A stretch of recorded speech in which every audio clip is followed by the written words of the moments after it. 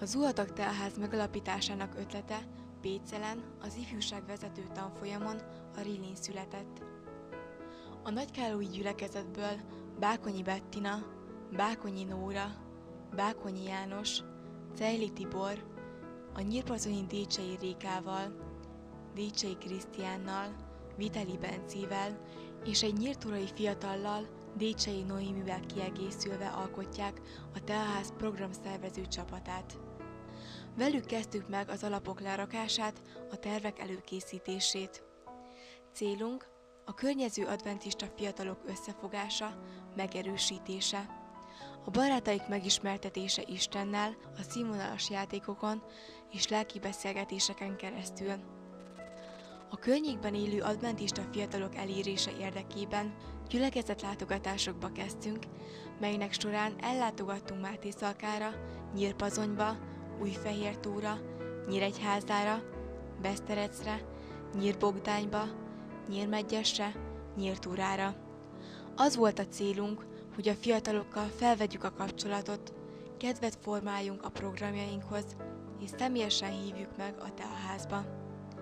9 gyülekezetből több mint 45 fiatalt sikerült elérni, és személyesen meghívni a programjainkra. Ezzel párhuzamosan 2008. október 4-én elkezdődött a telházi alkalmak megszervezése. Azóta havonta 2-szer telházi alkalmat, egyszer pedig sportestet szervezünk a fiataloknak. Együtt zárjuk a szombatot, és kezdjük meg az új hetet. Telházi programjaink között szerepel a Bibliakvíz, a Biblia kikereső verseny, az Activity, lelki beszélgetések és játékok. A sportesten focizunk,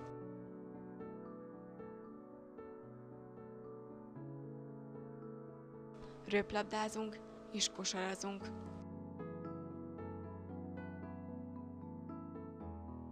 Minden hónapban egy alkalmat a következő havi programok megszervezésére szánunk.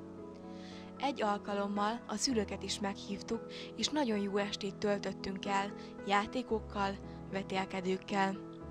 A nagykállói kezdést követően a megváltozott helyzet és az igények kielégítése miatt alkalmainkat Nyírtúrán és Nyírmegyesen szervezzük 2009. február 7-e óta. 25 alkalommal több mint 40 fiatal látogatott el programjainkra.